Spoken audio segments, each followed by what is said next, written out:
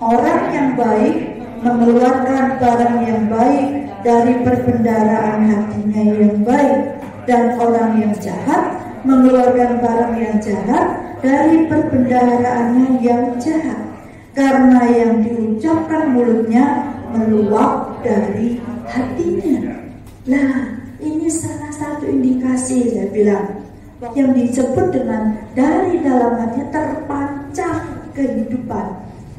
Jadi apapun yang masuk ke dalam hati kita, baik itu nonton film, baik itu melihat teman kita, baik itu sesuatu yang kita dengar, apa saja perbendaharaan itu masuk ke dalam hati kita, sehingga dikatakan orang yang baik mengeluarkan barang yang baik dari perbendaharaan hatinya yang baik.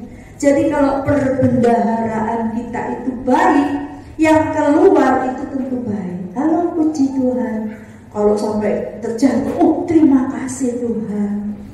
Ya, kalau ada sesuatu yang menakutkan, misalnya Tuhan Yesus tolong saya. Selalu yang keluar itu bukan kebun binatang, bukan ini. Tidak keluar seperti itu, tidak akan keluar. Karena apa? Karena yang masuk perbendaharaan kita yang ada dalam hati itu sesuatu yang baik.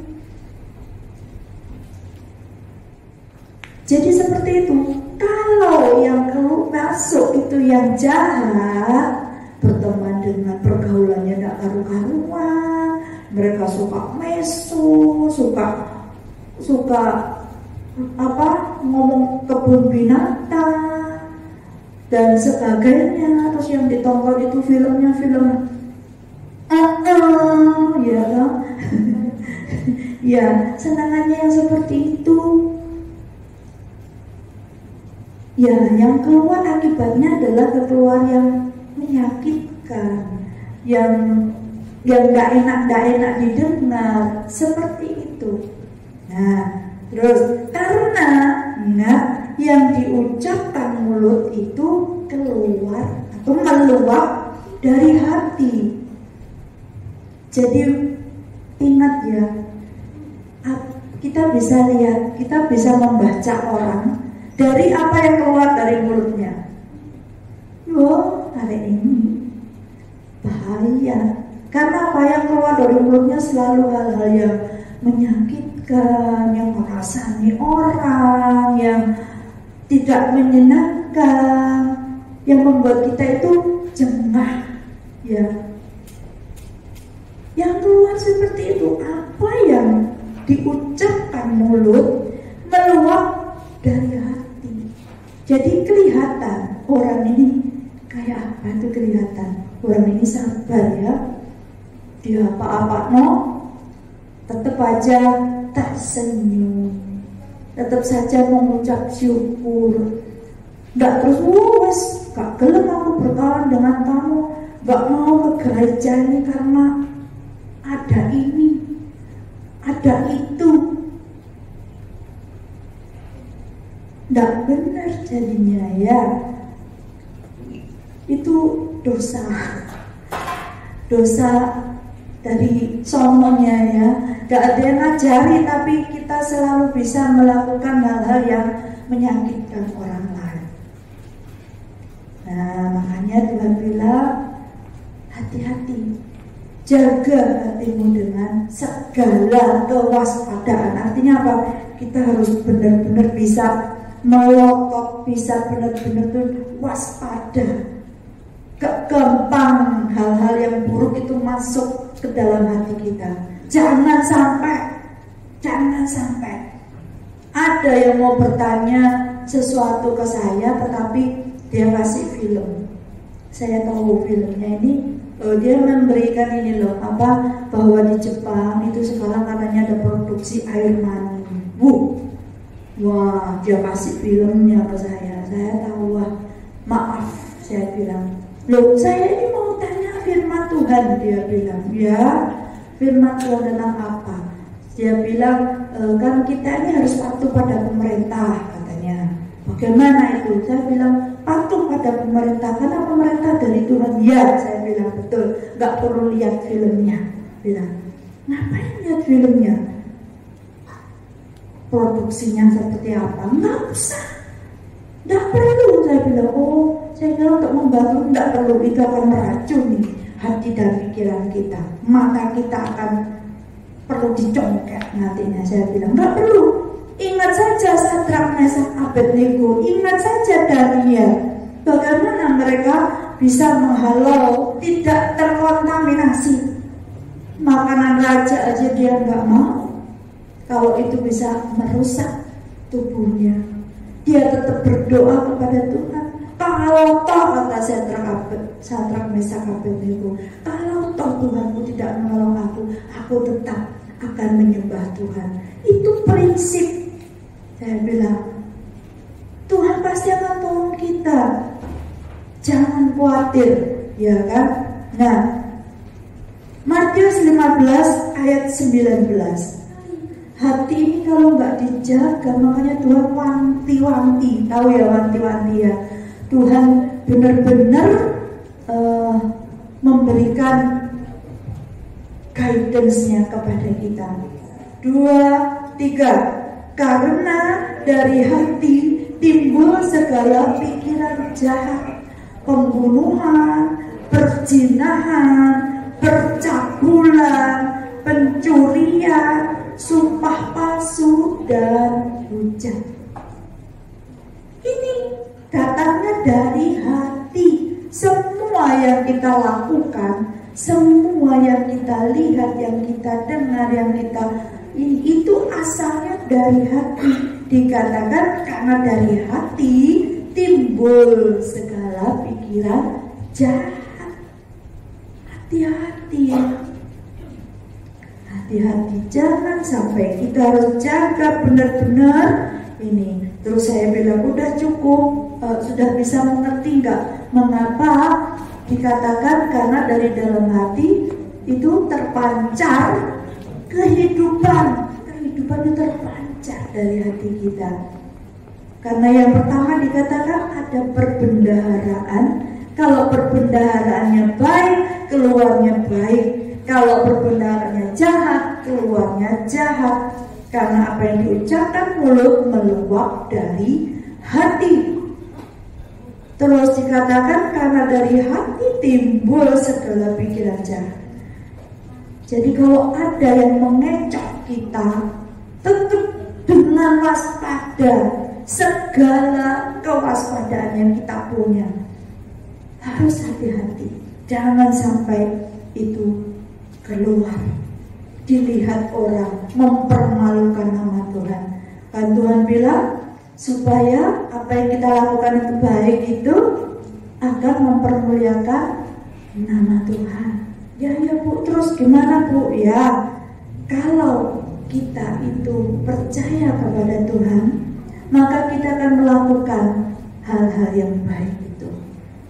Karena dengan percaya kepada Tuhan, mempercayai Dia dengan sepenuh hati kita, maka Tuhan akan menjaga kita. Tuhan akan menolong kita. Tuhan akan memberi kita hal-hal yang baik. Ya, jangan takut kekurangan apapun juga, karena Tuhan menolong kita. Tuhan bersama dengan kita. Ya kan? Ayo kita baca Yohanes 7 ayat 38. Apa yang akan keluar dari hati kita kalau kita percaya kepada Tuhan dan melakukan hal-hal yang baik? Apa yang akan keluar?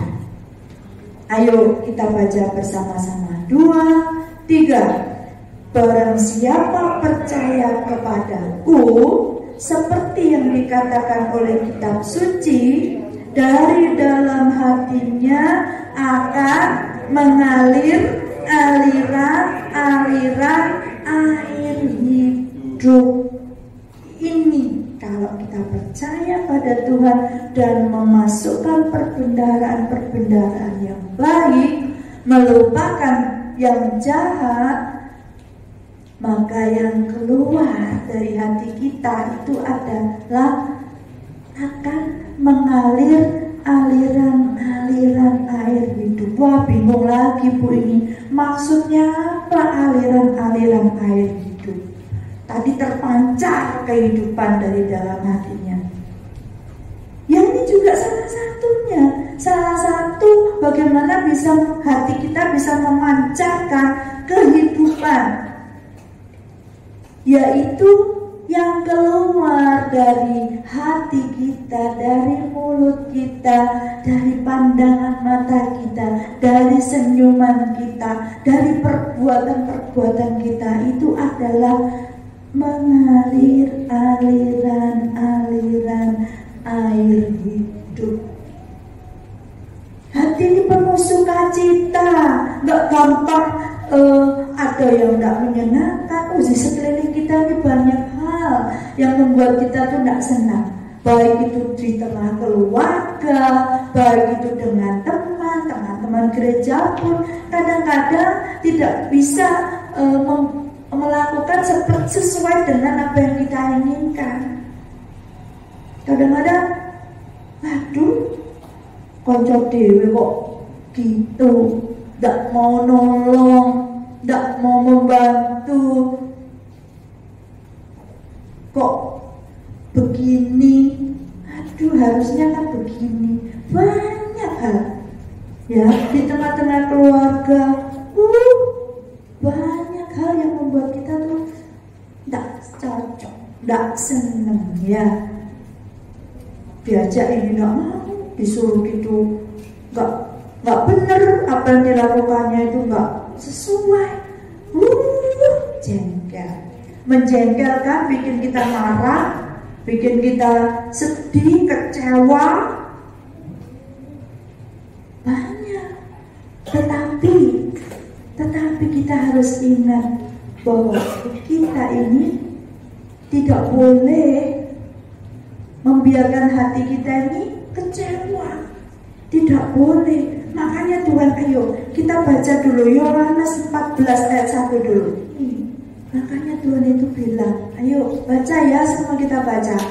Ayat 1 aja, 2, 3. Janganlah gelisah hatimu, percayalah kepada Allah, percayalah juga kepadaku. Yang pertama itu apa dikatakan? Janganlah gelisah hatimu. Gak kerasa ya, kadang-kadang tuh bingung dengan diri kita sendiri, gelisah. Nggak ada angin, nggak ada hujan, rasanya kadang-kadang tuh sedih, ya nggak memikirkan hal-hal yang di luar yang seharusnya kita pikirkan. Kadang-kadang buat kita loyo,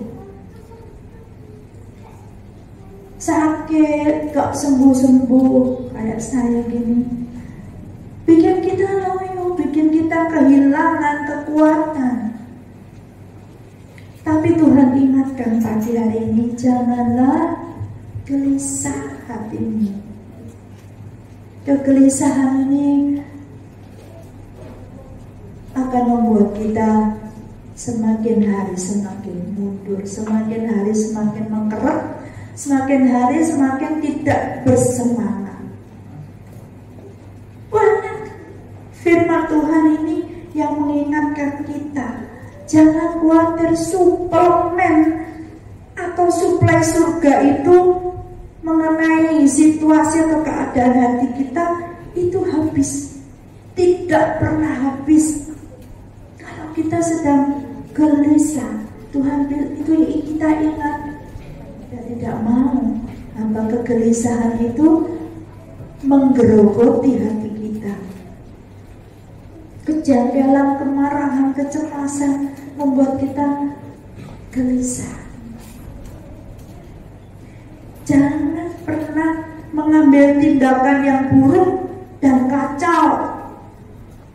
Kalau kita mengalami tekanan yang luar biasa atau sakit atau apapun juga, jangan gelisah, jangan mengambil tindakan yang buruk dan kacau, kadang-kadang karepe. Kita loh, saya bilang kita, termasuk saya, ya termasuk saya. Jangan, hati itu pertahanan utama kita. Jangan biarkan kelemahan, sakit tubuh, gelisah mendekati hati kita. Cepat-cepat diusir, cepat-cepat dilindungi hati ini. Ingat Allah mensuplai hati kita ini. Jangan gelisah hati. Suplemen dari surga tidak pernah habis, selalu baru setiap hari, baru setiap hari. Besar setiamu Tuhan, besar setiamu. Kasih Tuhan tak berkesudahan, tak habisnya rahmatnya, selalu baru setiap pagi, baru setiap pagi. Besar setiamu. Kita ingat, suplemennya itu baru setiap hari, tidak pernah habis. Ingatlah, gitu ya, biar jauh melebihi hati dan pikiran kita.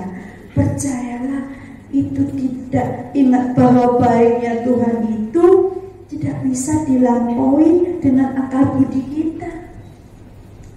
Tenanglah, jangan gelisah hatimu.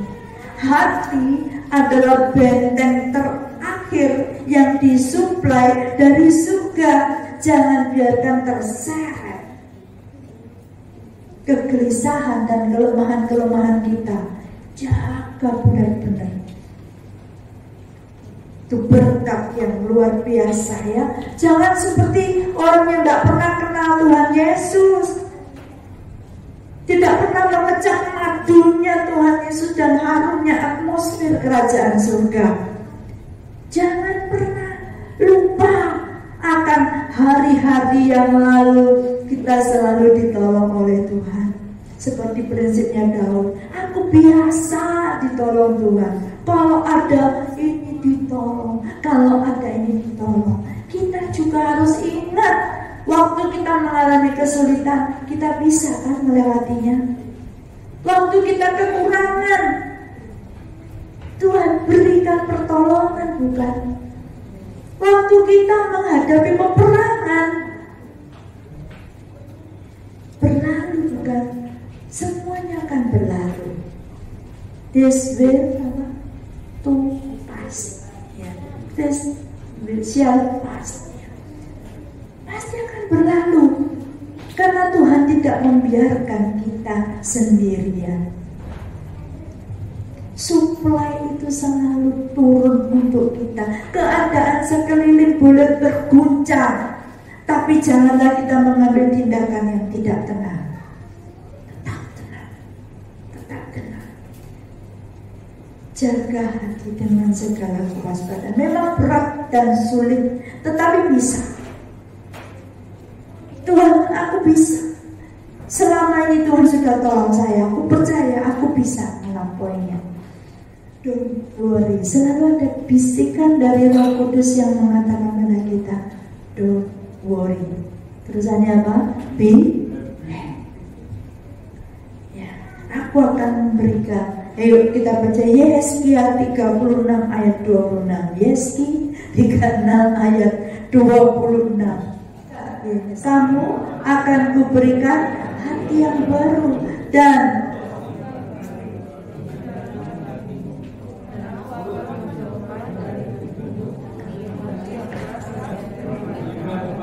hati yang taat. Nah, ini dikasih sama Tuhan, hati yang baru, roh yang baru, memperbarui hati kita, diperbarui terus.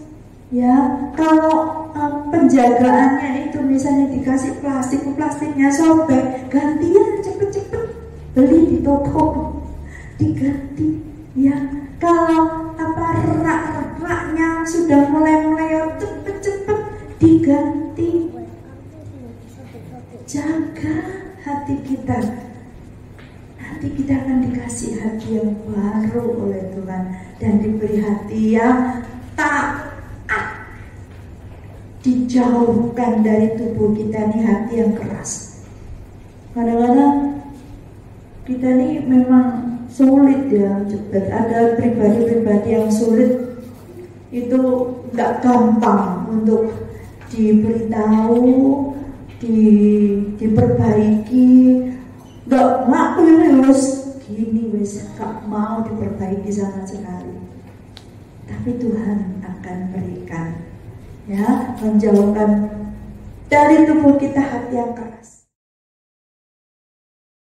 Berikan kepada kita hati yang taat.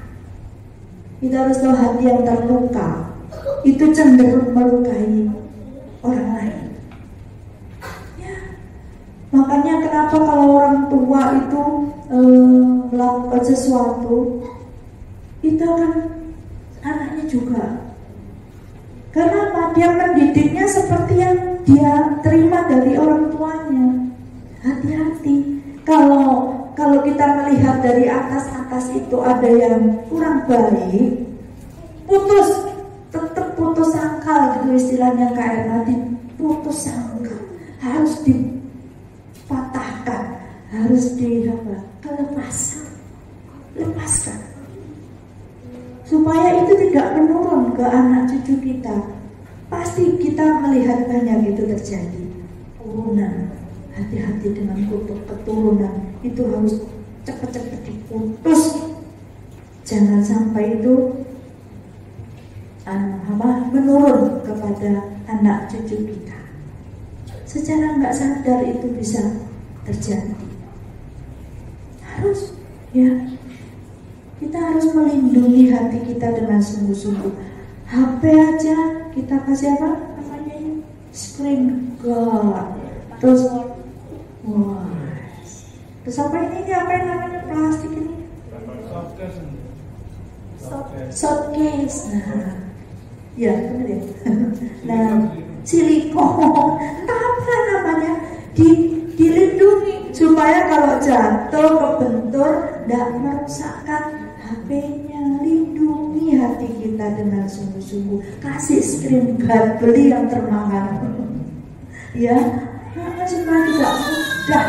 Iya katanya Clea, harus gitu. Ya, puji Tuhan. Karena hati kita juga bisa menuduh. Hati-hati. Ayo kita baca yuk. Saya ini kemarin dapat, kita baca. Yang ini berani-beraninya dia juga bisa menuduh kita. 1 Yohanes 3 ayat 19 sampai 24. Yang pria yang ganjil, yang wanita yang genap. 2, 3.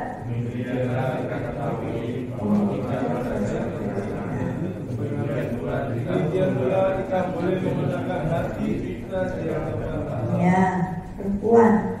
Sebab kita ditutup olehnya, Allah adalah lebih besar daripada hati kita, serta mengetahui segala sesuatu. Pria yang terkasih, jika hati kita tidak ditutup, maka kita mempunyai keberanian percaya untuk mendapatkan. Apa saja yang kita minta, kita memperolehnya daripadanya, karena kita menuruti segala perintahnya dan berbuat apa yang benar kepadanya. Dan inilah perintahnya itu, supaya kita percaya akan nama Yesus Kristus anaknya, dan kita saling memberi sesuai dengan perintah yang diberikan Kristus kepada kita. Ia akan menuruti segala perintahnya. Ia diam di dalam Allah dan Allah di dalam Dia. Dan demikianlah kita mengetahui bahwa Allah adalah yaitu Roh yang telah Ia karuniakan kepada kita. Jangan khawatir, ada Roh yang dikaruniakan kepada kita, tetapi hati jangan sampai menuduh kita. Kita percaya Allah itu lebih besar dan Dia akan menolong kita untuk percaya kepada Tuhan Yesus. Ya, itu yang bisa saya bagikan kita pada pagi hari ini. Ya, hati-hati, saya rangkum sedikit supaya tidak lupa. Ya, bahwa di dalam Amsal 4 ayat 23 dikatakan kita harus menjaga hati kita dengan segala kewaspadaan. Mengapa? Karena dari disitulah terpancar kehidupan. Lukas 6 ayat 45 dikatakan orang yang baik mengeluarkan barang yang baik dari perbendaharaan hatinya yang baik, dan orang yang jahat mengeluarkan barang yang jahat dari perbendaharaan hatinya yang jahat. Karena yang diucapkan mulutnya meluap dari hatinya. Jadi jelas ya, mengapa dikatakan terpancar kehidupan, kan dari mulut itu meluap dari hati. Dikatakan juga karena dari hati timbul segala pikiran jahat, pembunuhan, perzinahan, percabulan, pencurian, sumpah serap palsu dan hujat. Lalu dikatakan barang siapa percaya kepadaku seperti yang dikatakan oleh kitab suci, maka dalam hatinya akan mengalir aliran-aliran air hidup. Itulah gunanya kita menjaga hati kita, karena dari situ terpancar kehidupan. Jelas ya, kehidupan seperti apa yang seperti kita pelajari pada pagi hari ini. Karena itu jangan gelisah hatimu, ya, jangan gelisah. Jaga dengan baik-baik, kita tidak akan kekurangan suplai dari surga. Suplemen hati itu diberikan oleh Allah kepada kita yang menjaga kita dengan Roh Kudus-Nya. Ya, ingatlah baiknya Tuhan itu tidak pernah habis. Katakan, yuk kita katakan bersama-sama, baiknya Tuhan tidak pernah habis. 2, 3, baiknya Tuhan tidak pernah habis. Ya, dibanding-bandingin. Ya, percayalah kepada Tuhan. Ya, selalu baru setiap hari, melebihi dan melampaui, beyond ya dari apa yang kita mengerti. Jangan biarkan kita terseret kegelisahan dan kelemahan-kelemahan yang akan bisa menggerogoti hati kita. Jaga dengan baik, kasih screen card, kasih showcase-nya. Ya, jangan gelisah hatimu. Memang tidak mudah tetapi bisa. Biar sekeliling kita terguncang, jangan kita mengambil tindakan yang salah. Ya, puji Tuhan. Kita akan, saya bagi bermain musik, kita nyanyi satu pujian bersama-sama. This is my desire.